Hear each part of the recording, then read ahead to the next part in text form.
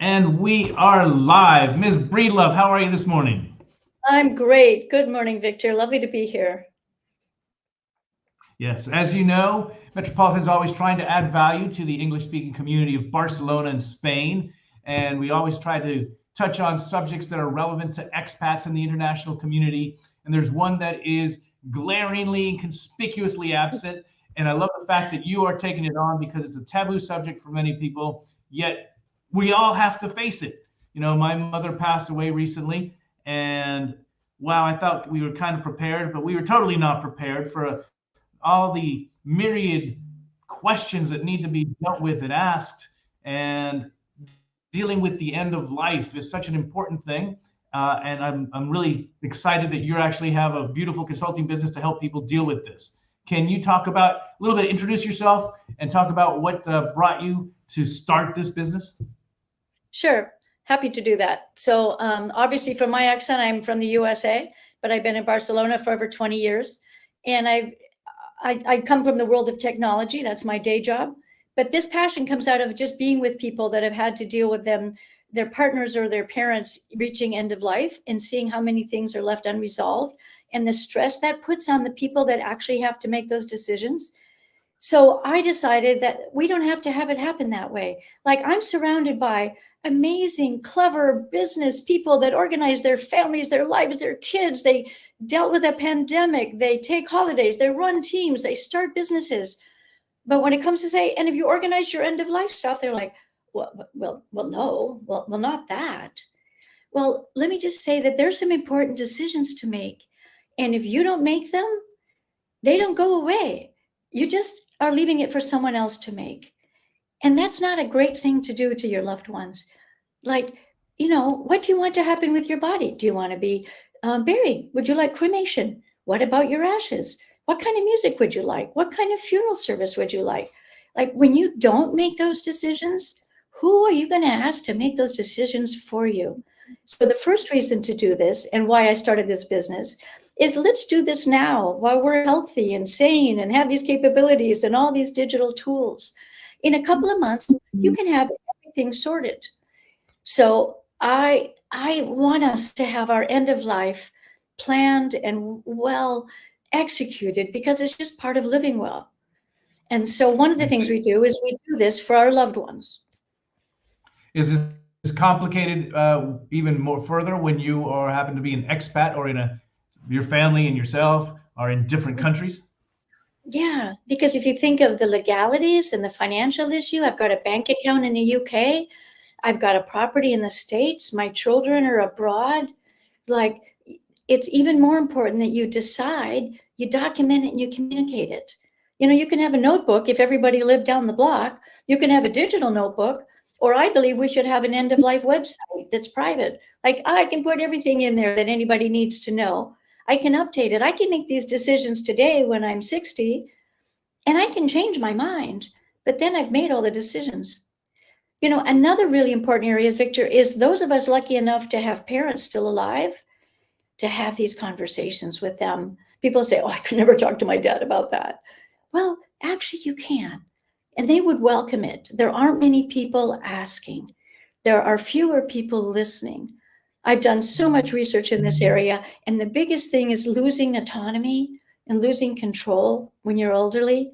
Like, everybody knows better. The nurses, the doctors, my son, my friend, they all know what is best. But ask me. I have these lovely end-of-life playing cards. There's like 100 cards. They're in all these categories. They have all these questions. And you give them to somebody and say, look through these cards and make a couple of piles. The stuff that's completely irrelevant, you don't care about, put in that pile. The stuff that's really important, you want to talk about, put in this pile. And then the other stuff will be in sometime later. And when I come see you next time, or we have a Zoom call, let's pick a couple questions you can talk about. And that lets people control the conversation, choose what they want to talk about. And I'll tell you, those conversations with parents or elderly people we care for, they're gold. They're really gold. So do it yourself and do it for the people that you care about. And so what do you think are the biggest mistakes that people make when trying to approach this subject? Well, just that, already knowing what the other person wants to say. So if it's a really good idea, remember with your mom, you just went up and asked her what she wanted in the moment, and she was really clear with what she wanted, right? And I'd say thinking that you have a will and maybe even a health directive, a testamento vital, and you're done. Well, you're not done. So at Breedlove Care, we look at 4 areas. So there's the whole legal side, which, hey, a little bit more complicated if you're an expat. And then we have the whole side of your memorial wishes, like, enroll a grandson to put your playlist together, like make this a family conversation. There's the whole idea of your household. If you live alone and you have a pet, what are you planning to do with your pet? Right? So what about, like, I have this amazing quilt that my great grandmother made of my mother's school clothes. Now I have that in my closet in Barcelona, and my family is all in the US. So that's just going to get thrown out. But if I made a little video and he said, hey, let me tell you about this quilt, and that quilt went to land at my brother's granddaughter, wouldn't that be cool? So there's a lot of things in our household that we know have value to us and maybe someone else, maybe even give it away now, right? And then the other area is our digital footprint. You have no idea what your digital footprint is, but it's big in our generation. So who's got your email password, right? What do you want to happen with your Facebook account? There's a lot of things in our digital footprint that if we don't manage and have a legacy person or an authorized person, find a teenager, make them your digital ninja. There's a lot of things that we need to organize. So it's not just, yeah, got my will, nice conversation, well, I'm done. No, not done. I saw something last week that made me think of you. I saw a business model, or just a business, where somebody here in Barcelona, he basically publishes wishes and desires of somebody who has already Yes. passed away on LinkedIn, or Facebook, on different social media, but something that was done well in advance. So to handle kind of your legacy, the last things that people wanted to know about you, or you wanted them to know about you. Right. And so why do you think it's such a taboo subject? Why do people leave it to and just don't touch it? Well, I think people, like I say, used to die at home. Like families lived together, right? And babies were born and grandparents died. And it was a conversation that happened at home. And then, 100 years ago, we all started going to hospitals to die and nursing homes to die. Go somewhere else to die. In COVID, worse, right? Go die somewhere else. Nobody sees you. And all of a sudden we lost the conversation. And it's not right. I mean, kids should be taken to funerals or be in these conversations. This woman at the Death Cafe last week, her grandkids were like, yeah, you go, Grandma. So glad you've got this organized. I'll be your digital ninja. So we need to recover and bring those conversations. They don't have to be morbid or sad. I'll tell you, I've had more laughs with people.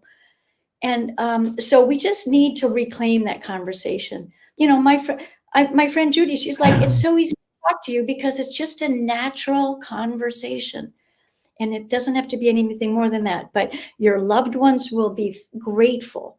Your parents will be grateful. And wouldn't it give you a great peace of mind to know that you've organized all that?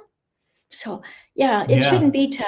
And that's why I'm here. Like, who talks about death and dying on LinkedIn, right? Well, we all should. You know what? None of us is going to escape it. So let's reclaim that conversation. Let's have a Zoom party. Let's everybody talk about what they want to happen. Wouldn't that be hilarious? Let's record it. I work with some great collaborators too. I mean, so I work with a great independent lawyer, a notary if you need one for that stuff. I have a wonderful funeral celebrant, Amanda O'Shea. I have this woman, Sabine Shu, as a facilitator. Like if you're stuck in these conversations, she'll unstuck you like that.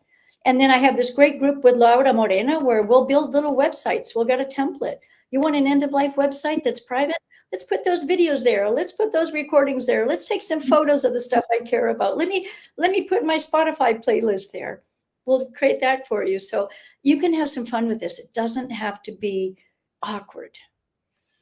Where are you currently doing most business? Is it in English-speaking countries, or here in Spain where you live, or in the United Kingdom?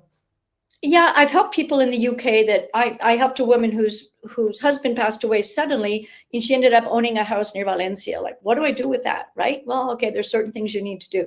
But the majority of people I work with are expats in Barcelona because their lives are just a little bit more complicated by being an expat. There's ties, property-wise, financial-wise, family-wise to other countries. but I speak Spanish. I can do this in Catalan. My website's in English and Spanish, breedlovecare.com. There's a plug. But I can do this for anybody. I only have so much bandwidth. The idea is just to provide you some tools, some ideas, some structures, so that you go off and you do it, and then your partner does it, and then your kids do it. You just open up the conversation for others. It'll have a ripple effect. And so what do you think are some of the big takeaways that you've gotten ever since you started your company? Breedlove Care. Breedlove Care, yes. Well, I think the ability, the invitation to listen to other people, to ask, to just be forthright and ask people to think about it, those conversations, that they're extraordinary. Like, if your friend passed, or your parent died, or your cousin died, and you had those conversations or didn't, there's a huge difference, right? The time you spent with your mom when you were over in the States, those will be with you forever, right? So I invite you to have what you think is an awkward conversation, because they're gold. And everything else is just like, leave it organized already. It's not rocket science, not at all. They have so many fun digital tools, like the one, if you want a message or an email to show up when your grandson is 18, you can organize that. There are amazing tools out there. So I'm surprised at how few people have been willing to go there. And I'm overjoyed by the kinds of conversations that it brings up and allows. I mean, this is like a calling for me now. I love this stuff. I go to death cafes. I read all the books. I get the podcasts. I mean, it's a fascinating subject. Tell me about death cafes. What was this thing that you went to last week? So death cafes came out of Britain. And it's this idea that nobody has anywhere to go to talk about this stuff. So a death cafe is a place that somebody organizes, come have coffee and cake, and you can talk about anything you want about death and dying. And you find people there that have elderly parents or is an elderly parent. You find social workers or people like me. And then, you have coffee and you talk about things. And we shouldn't need them, but there's nowhere else to go and talk about, So I went up to Sant Feliu de Guíxols. There's a group called the Costa Brava Hospice, and they're doing death cafes in all 3 languages all over Catalonia, because people need to open up these conversations. And that's all they are. I'm thinking of hosting some in Barcelona. Maybe I'll host some on Zoom. Like, let's talk about this stuff. What questions do you have? What's awkward? What's challenging? What's funny? That's what they are. Just an open tertulia with no agenda and no leadership and nothing being sold. Just let's talk about this. They're fascinating. Okay, so that actually leads to the next question that I had for you is, what plans do you have, does Breedlove Care have, and how can Metropolitan be of assistance to you? Thanks, Victor. The thing I'm all about now is how to maybe build some communities around this. So this isn't about me or about my little business. This is about opening up the conversation. What tools can I make available? So I'm working with Laura, like, how could we have some very simple website templates that you just take and fill in, and that's where you put your information, right? What can we get out in the world so that these conversations happen? So it's not about talking to Elizabeth. It's about, what do you need? The old, how can I help in these 4 areas? There's legal, there's memorial service, there's my household, and there's my digital world. How can I help move that forward? But once you learn how, you'll do that in your own family. So it's allow me to open up the conversation, and you take that conversation where it needs to go. And so I'm just here to get it started. Just here to be there's a candle and there's a flame, and I'm here to be the match. Well, given that I'm very sensitized to the matter because of the passing of my mom recently, I'm thrilled and about your excitement to do this work and to make it last. We were very lucky in that my siblings and my, close family and many friends were able to show up, and we had a celebration of life. But my mom was pretty much being taken care of completely by my sister and my brother. And so they already kind of knew everything that she wanted. But I do recognize I have some friends whose parents passed away during COVID. I have friends who passed away last week because of long COVID. And those were kind of surprise. Yeah. My mom was very quick when she was diagnosed. We thought she had a few months to live, and she died within 6 days. But I had 4 fantastic days. And as you said, the advice that you gave me will stay with me for the rest of my life. And so I would love to be able to help you help others, approach the subject and this theme, because it is inescapable to all of us. But as Yep. I see some of my friends dealing with siblings who are going through probate, and they're not even fighting. I know that there are cases where probate gets pretty nasty on the legal side, and it Yeah. would be just so easily clarified if people were able to explain what they wanted. Right. And And to that, I have. and sorry. Go ahead, please. We can document that, like if you make a simple will, you're not letting the state in their bureaucracy and timeline make those decisions for you.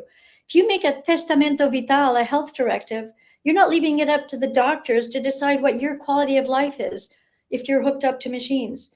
So you make those decisions, you own those decisions. Absolutely. My own mother was able to die at home as she wished with hospice in the United States. And the hospice team told me, your mother should know that she's dying. So I had that conversation with her, which I'll say, and by letting her know and letting her have all these completion conversations. Oh, I want to talk to my grandkids, and I want to talk to my kids, and I want to contact this person. It was a gift. So yeah, maybe I'll start having some death cafes in Barcelona. Maybe we could promote those. Maybe we could just open up the conversation and get rid of the taboo. That would be huge. I was talking to Tara about some of these things because she has an anecdote that's quite funny. We think it's funny, and some of our Spanish friends find it so macabre. And it is that one of her mom is one of 8 siblings, and so a few of them have started to pass away. And one of them knew that she had stomach cancer and she was going to pass away in a few weeks' time. So a number of the siblings got together, went to go visit her, talked to her, and she had already picked out the dress that she wanted to be, for the funeral services.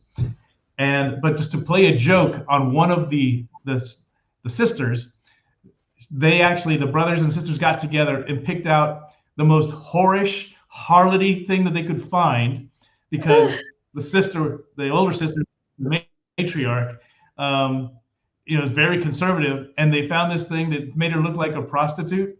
But they all were very serious, and they were like, all the other siblings were in it, in the plan, trying to convince the woman that was a really nice dress, and they totally had her hooked, line, and sinker, because it was a short little mini skirt. She's an older lady, and she had a bag and fishnet stockings, high heels, in a very conservative Nebraskan family.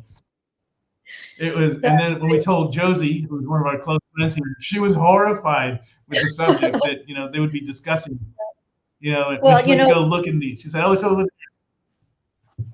No, you say dying well is part of living well. While we're healthy, we've got our brains working and we're so organized. Let's just figure it out now. We can always update it, but we could have that whole thing organized and all our wishes out there, and then we're done. And then we make it so much easier for our loved ones later.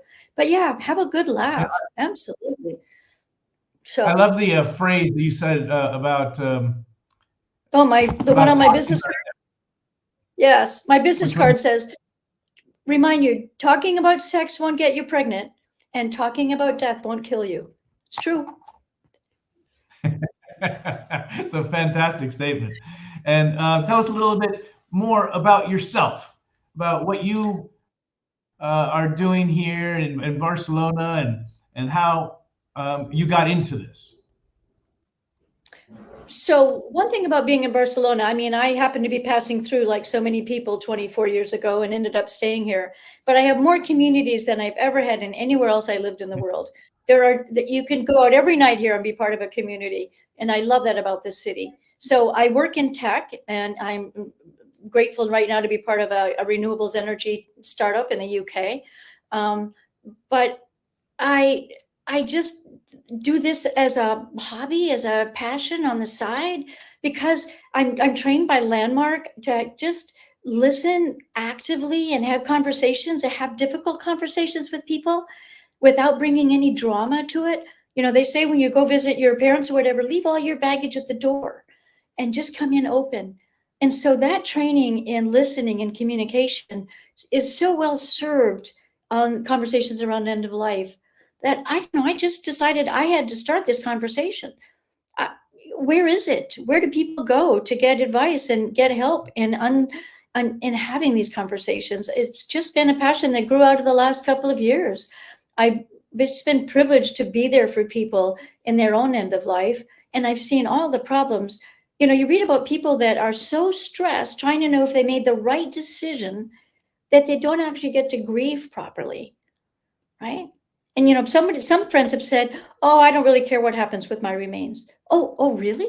Like, who are you going to ask to make that decision for you? Like, you're going to put that on someone else? So I just think that there are so many messes in lawyers' fees and financial delays and probate that we could avoid.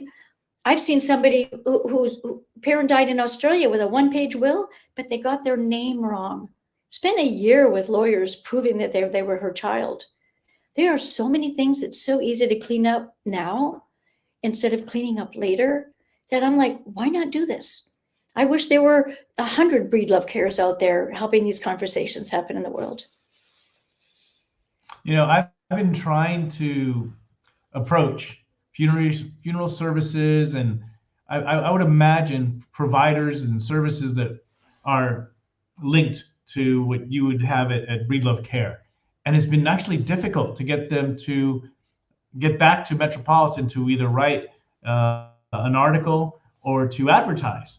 Because I imagine I have been, because of my work within the American Society, we've had a number of people who have passed away, and they asked for my help to get involved with the U.S. consulate or at the embassy for I guess, getting the remains back to the United States or to another country. My goodness, it's a frustrating and cumbersome process. And I would love to be able to, as you said, help, but I'm not an expert, and I'm always excited just talking about these things with you because you're so able to bring a difficult subject and make it simple, and make sometimes what would be a sad subject and understand the flip side of that coin to make it a celebration of a person's life, their achievements, and you know, something to leave a smile with. And so I would love to be able to help you. How can people get in touch with you? Well, just come to breedlovecare.com and fill in a contact form. I'm all over the place. You can find me in LinkedIn, of course. Happy to have these conversations. We can just start the conversation and see what kind of support you need. Happy to help you get these conversations into the Metropolitan, Victor. I mean, there's some amazing things going on in Barcelona and around Spain in terms of ecological and where you want to be buried. And, you know, do you want to plant a tree? Do you need your ashes in the sea? What's legal? You know, I have a whole slew of collaborators that I would love to get them, you know, more business. And let's open up this conversation and let's work it. There's some really, really interesting, sustainable, ecological solutions that don't mean putting, you know, a tropical forest, beautiful wooden coffin in the ground. There's some really planet-friendly ways to do this as well. So Tara always said I'm a pain in the ass, so I told her after I passed away. Oh, sorry. Tara's always telling me I'm a pain in the ass, so I tell her when I pass away, if I die in Spain, I want my body to be taken to the U.S. And if I die in the U.S., I want to be brought to Barcelona, just to be remembered of being a pain to the very end. Well, you know, and they have insurance policies for that. So some people need to budget. Like, how much money do I need to make sure that who's going to pay for that, right? So there's repatriation, there's insurance for that. But some people are like, you need to put some money aside to make sure that whatever you want actually happens. So, yeah, again, it's just about deciding, documenting it, communicating it. You can always update it. Excellent. Okay, I think we can leave it there for now. But we'd always love to, if there's anything you want to share in the future, don't hesitate. You know, I love the work that you're doing, both in your technology side as well as breedlovecare.com, breedlovecare.com. And we would welcome you here. So It's always a joy to talk to you, Elizabeth, and thank you so Thanks. much for sharing this with us. I'm grateful that you would open up this conversation for us in LinkedIn. It's really a generous thing to do. Thank you, Victor. And thank you, Metropolitan. Take care. Okay. Well, I okay. No problem. Lots of love. Big hugs. Whoa.